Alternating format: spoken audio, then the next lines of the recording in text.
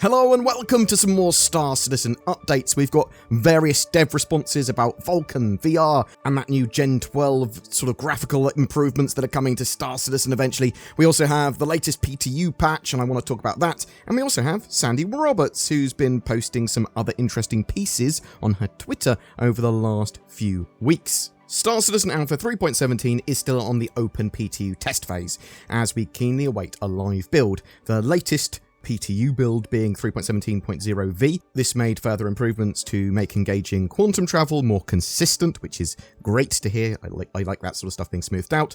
Large hangars should no longer be missing collisions. There should no longer be double elevators in center mass at Area 18. Anything they can do to fix the elevators is good. They fixed an issue causing underwater VFX to appear in caves. The Saber Raven textures should no longer be incorrect at certain angles. They fixed an issue causing terrain to sometimes display square shadow artifacts. And they fixed 9 client crashes, which also includes a fix to ship rental crashes, which is good to hear. And they fixed 1 server crash and 2 server deadlocks.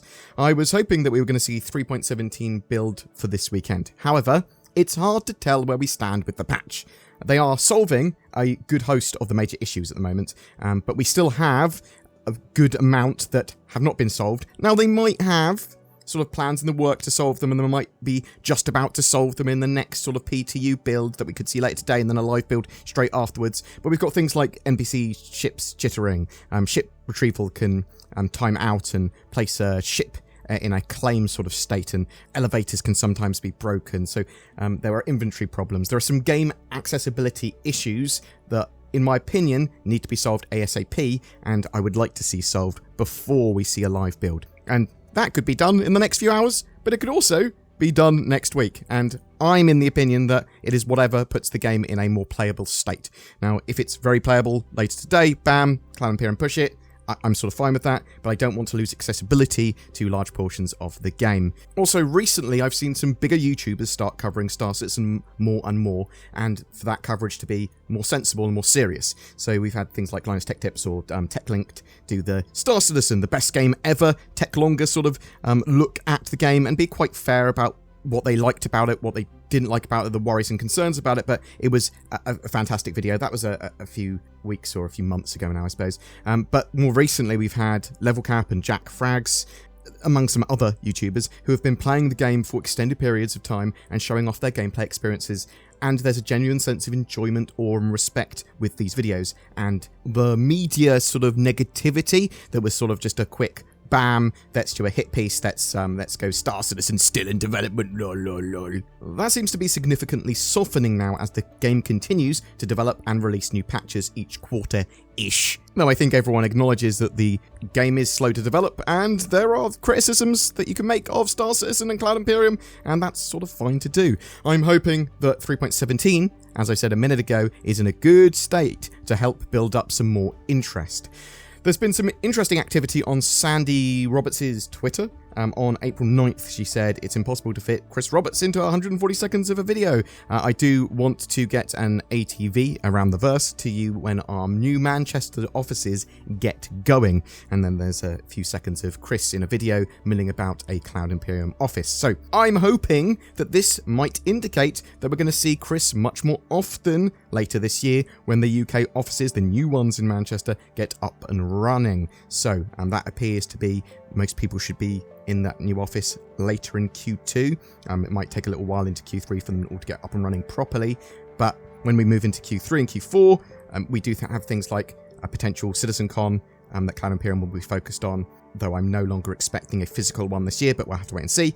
And then they've got like the Mega Ship Sale, the Intergalactic Aerospace Expo, and 2 major patches, so the sort of latter half of the year, Cloud Imperium are exceptionally busy. I like the fact that Sandi referenced the revival potentially of an ATV and around the verse, which is basically like the Inside Star Citizen, but it has Chris and Sandi hosting it. I just want to see more regularly from Chris Roberts, because we used to get loads of letters from the chairman from him, and him being part of the project in a much more consumer-facing way. And as their sort of companies grown and improved and stuff, and expanded, we see less and less of Chris. And yeah, partly that's probably by design, but I miss that sort of passion from Chris, and it's one of the reasons I was so invested and interested in the game, was because he was very interactive with the community, which, as I said, I think we've lost a little bit. Hopefully they'll start to come back. We also had Sandi post a Mercury Star Runner wreck. I believe that was in concept. It's got a broken cockpit windscreen. Is it a windscreen? I suppose it does protect you from the wind. Looking forward as they add more and more of these wrecks in Star Citizen 3.18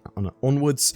There was also a post saying, "Are you good at Jenga?" And so more recently, this post appeared, and I'm not sure if it was sort of like a lol post or a sort of slice of life into what Cloud Imperium do in their sort of like games room and sort of recreational areas. I don't think it's going to be merch that they sell because it's branded with Cloud Imperium Games rather than Star Citizen. But it's on Sandi's Twitter, and it might be weirdly cryptic, but it's probably just something I'm reading too much into.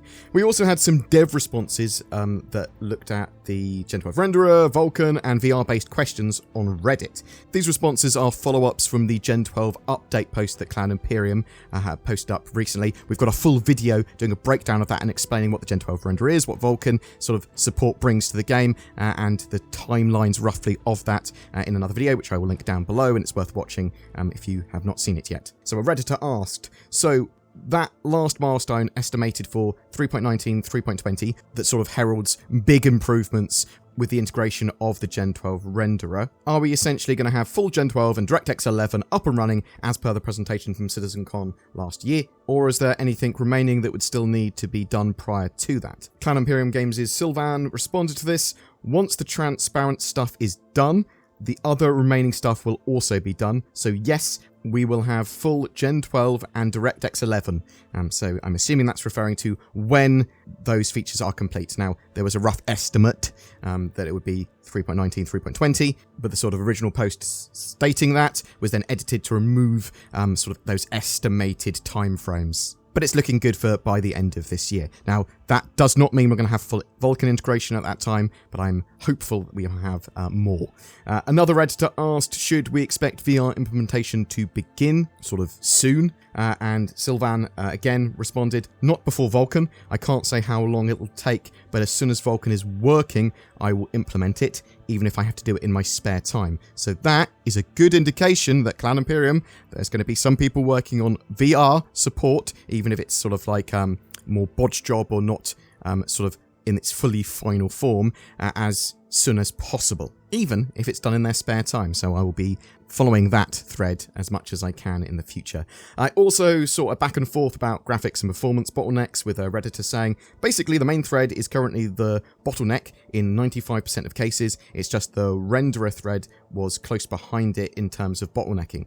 But those 5% of cases where the render thread was the culprit should now perform better. So big ship meetups, big vehicle meetups, potentially rallies, and those sort of like big org events. For the future, if they wouldn't optimize the render thread, it could happen that upon improving the main thread performance, the renderer thread would now become a bottleneck. By optimizing the render thread performance, they basically remove the possibility of that. Now every bit of the main thread optimization should translate into more FPS. And as we've previously stated on another video, there's improvements for this sort of stuff for the Gen 12 renderer coming in 3.17, but also 3.18, 3.19, and 3.20. Sylvan again responded to this, basically saying that that previous statement was pretty accurate. Also, I never measured Gen 12 in a release build, only in debug builds with optimized code. It's possible that part of the performance improvements everyone is seeing also comes partially from Gen 12 and just accumulated with C-Bolts improvements, so one of the Cloud Imperium staff members that's been working on various improvements for the game. And every machine is different. CPU, RAM, GPU can all play a role. Gen 12 has much better memory access patterns and way less code during rendering. Boom! That's it for your mishmash of Star Citizen news today. But what do you think? Are you looking forward to Alpha 3.17? Do you know what Gen 12 renderer stuff we were talking about? If you don't, I suppose there is another video that I've got explaining it in a lot more detail. So go check that out. When do you think we're going to see a live build for 3.17? Do you think we'll see Chris Roberts much more regularly later this year with all the focus and moves to the UK studio? Do you think we're going to see big gains from Vulkan and Gen 12 updates later this year? Whatever your thoughts, I'd love to hear from you in the comments below. I was feeling tired and sluggish. I found out that I was allergic to adverts and malware in 2022, which means I can't use the internet. If only there was a service that could help.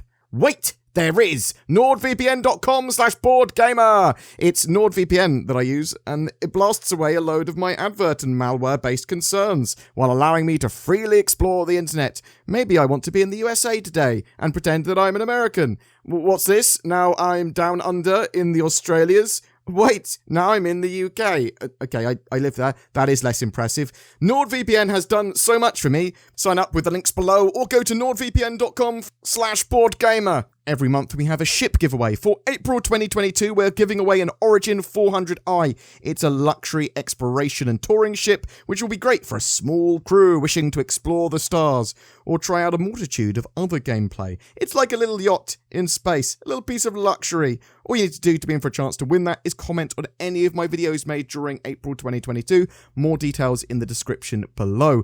If you wish to further support the channel, consider clicking the join button under my videos to become a channel member or even become a Patreon. That goes a massive way in helping with our day-to-day videos and gives you a variety of little exclusives as well. But it should just make you feel warm and fuzzy inside. Join today!